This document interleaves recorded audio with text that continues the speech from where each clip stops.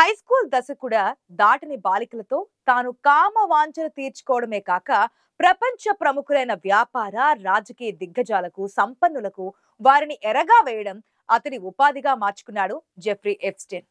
ఇతనిపై నమ్మకంతో తమ కోసం ప్రత్యేకంగా ఏర్పాటు చేసిన ఒక విమానంలో జెఫ్రీకి చెందిన ఖరీదైన రిసార్ట్లో వారి రాస క్రీడలను వీడియో రికార్డింగ్ కూడా చేసేవాడు. ఆపై ఆ వీడియోలను ఏం చేసి ఉంటాడో మనం ఇట్టే ఊహించుకోవచ్చు. ఇది ప్రధానంగా తన వ్యాపారంగా మార్చుకున్నాడు. అలాంటి వ్యక్తితో డొనాల్డ్ ట్రంప్ సంబంధాలపై ప్రస్తుతం అమెరికా అట్టుడుకుతోంది. ఎప్స్టీన్ తన సొంత విమానంలో హై ప్రొఫైల్ వివిఐపీలను బాలికలను తన సొంత దీవికి తరలించి అక్కడ సెక్స్ పార్టీలు నిర్వహించడం గురించి తెలియడంతో ప్రపంచం మొత్తం ఈ విషయంపై ఆసక్తి చూపుతోంది.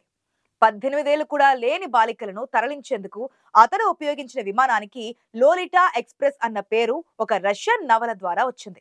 వ్లాదిమిర్ నబకోవ్ రాసిన లోలిటా నవలలో ప్రధాన పాత్రధారి 12 ఏళ్ల బాలికపై కోరిక పెంచుకున్నాడు. ఆ నవల కథాంశం ఆధారంగానే ఎప్స్టీన్ విమానానికి లోలిటా ఎక్స్ప్రెస్ అనే పేరొచ్చింది.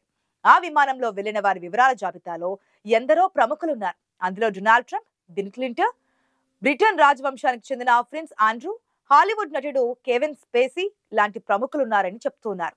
ఈ వ్యవహారానికి సంబంధించి తనపై కేసు నమోదు కావడంతో 2019 ఆగస్టులో ఎప్స్టీన్ జైల్లోనే ఉరివేసుకుని ప్రాణాలు తీసుకున్నాడు. దానికి సంబంధించిన వీడియో ఫుటేజ్ ని FBI ఇటీవలే బయటకు పెట్టింది. అయితే ఈ కేసులో పెద్దవాళ్ళుండడంతో లోలిటా ఎక్స్ప్రెస్ ను పూర్తిగా ధ్వంసం చేయడానికి రంగం సిద్ధమైంది. ఈ నేపథ్యంలో ట్రంప్ అంటే ఉప్పు నిప్పులా వ్యవహరించే వాల్ స్ట్రీట్ జనరల్ వార్తా సంస్థ ఒక కథనాన్ని ప్రచురించింది. ఎప్స్టీన్ తో డొనాల్డ్ ట్రంప్ సంబంధాలపై పలు ప్రశ్నలు సంధించింది. 2003లో ఎప్స్టీన్ 50వ పుట్టినరోజు సందర్భంగా అతన్ని పొగుడుతూ లేఖలు రాసిన వారిలో ట్రంప్, బిల్ క్లింటన్ ఉన్నట్లుగా అందులో తెలిపింది. దీంతో ఈ అంశం అమెరికాలో ఒక్కసారిగా వైరల్ అయింది. అయితే ట్రంప్ మాత్రం ఆ లేఖ తాను రాయలేదని ఆగ్రహం వ్యక్తం చేస్తున్నారు. అదంతా ఫేక్ అంటూ వాల్ స్ట్రీట్ జనరల్పై పెద్ద మొత్తంలో పరువు నష్టం దావా కూడా వేశారు. ఆ విమానంలో తాను ప్రయాణించిన మాట నిజమే కానీ ఎప్స్టీన్ సొంత దీవికి వెళ్లలేదని చెబుతున్నారు. ఎప్స్టీన్ చనిపోయినా ఈ వ్యవహారం తనను ఇంకా వదిలిపెట్టకపోవడం ట్రంప్ కు బిగ్ బ్యూటిఫుల్ హెడేక్ గా మారింది. పోనీ ఇంతటి రభసకు కారణమైన జెఫ్రీ డబ్బు లేనివాడా అంటే అది లేదు. తన వద్ద ఏం చేసుకోవాలో తెలియనంత డబ్బుంది. 1953లో జన్మించిన ఎప్స్టీన్ డిగ్రీ పూర్తవక ముందే స్థానిక డాల్టన్ స్కూల్లో టీచర్ గా చేరాడు.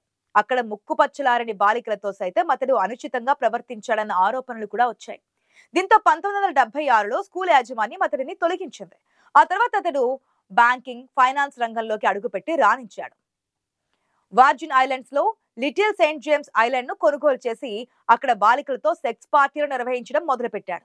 ఈ క్రమంలోనే 2006లో 14 ఏళ్ల బాలిక తండ్రి ఒకరు అతడిపై పోలీసులకు ఫిర్యాదు చేయడంతో ఎప్స్టీన్ పాపం బద్దలైంది. 2008లో కోర్టు అతన్ని దోషిగా నిర్ధారించింది. 13 నెలల ఖైదు కూడా విధించింది. అదే సమయంలో వర్క్ రిలీజ్ పేరిట జైల్లోంచి ఎడాపెడా యథేచ్ఛగా బయటకు వచ్చే వీలు కల్పించింది. 2019లో పోలీసులు అతన్ని మరొకసారి అరెస్ట్ చేశారు. ఈసారి లోలిటా ఎక్స్ప్రెస్ లో బాలికలను ఫ్లోరిడా నుంచి న్యూయార్క్ కు అక్రమంగా రవాణా చేశాడన్న ఆరోపణలపై అదుపులోకి తీసుకున్నారు. అభియోగాలను పటిష్టంగా నమోదు చేయడంతో గతంలో లాగా తప్పించుకునే ఛాన్స్ లేదని గ్రహించి జైల్లోనే బలవంతంగా తనకు తాను ఉరివేసుకున్నాడని అంటున్నారు. అనంతరం 2020 మార్చిలో అతని విమానాన్ని ఫ్లోరిడాకు చెందిన వరల్డ్ ఏవియేషన్ సర్వీసెస్ కొనుగోలు చేసింది. అయితే ఎప్స్టీన్ దాన్ని ఎంత నీచమైన పనికి వాడుకున్నాడో తెలిసిన తర్వాత దాన్ని ఆ సంస్థ నుంచి కొనడానికి ఎవరూ ముందుకు రాలేదు. దీంతో ఇప్పుడు దాన్ని పూర్తిగా ధ్వంసం చేయడానికి సిద్ధమైనట్లుగా డైలీ మెయిల్ వార్తా సంస్థ ఒక కథనంలో తెలిపింది. ప్రస్తుతం డొనాల్డ్ ట్రంప్ కు ఈ కేసు నిద్రపోనీయడం లేదు. దీనిని తాను అమెరికాకు రెండోసారి అధ్యక్షుడిగా అయిన తరువాత మొదటి కదిలించింది మాత్రం ఎలన్ మస్క్ చెప్పాలి.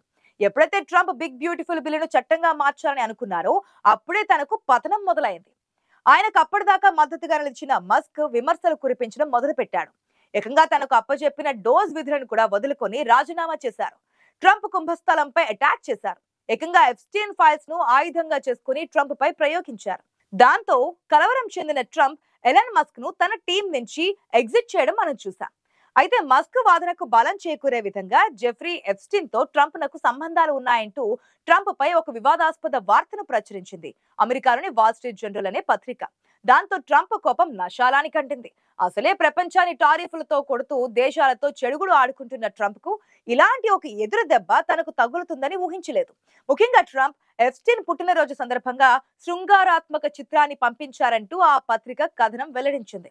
దీంతో తీవ్ర ఆగ్రహానికి గురైన ట్రంప్ సదరు సంస్థపై పరువు నష్టం దావా వేశారు. $10 బిలియన్ నష్టపరిహారం కోరుతూ దావా దాఖలు చేశారు. అంటే మన కరెన్సీలో అయితే ఆ మీడియా సంస్థపై ట్రంప్ 86,000 కోట్ల రూపాయల నష్టపరిహారం కోసం దావా వేశారు. ఇందుకే ఆ న్యూడ్ ఫోటో భాగవతం ఏంటంటే 2003లో ఎప్స్టైన్ కు బహుమతిగా ఇచ్చిన ఒక బర్త్డే ఆల్బమ్ లో ట్రంప్ పేరుతో ఈ లేఖ ఉంది.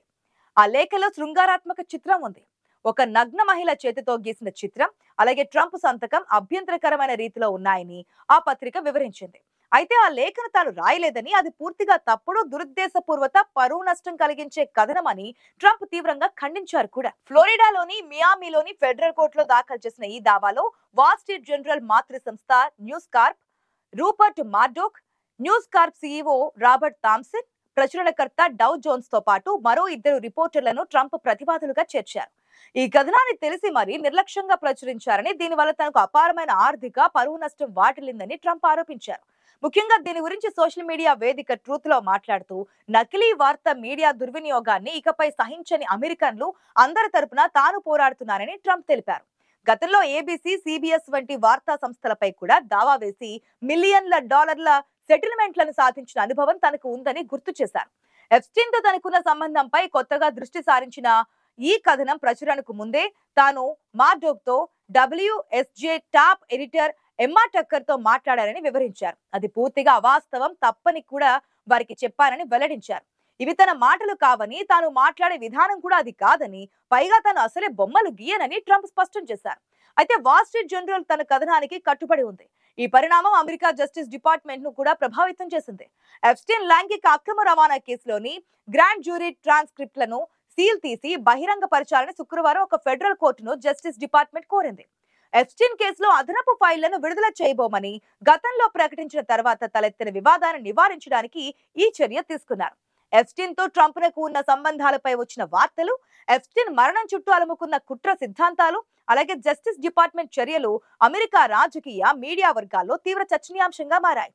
మొత్తానికి ప్రపంచ కుబేరుడు ఎలన్ మస్క్, అగ్రరాజ్యం అమెరికా అధ్యక్షుడు డొనాల్డ్ ట్రంప్ల మధ్య సాగుతున్న యుద్ధం ఈ రకమైన పరిణామాలకు దారితీసింది.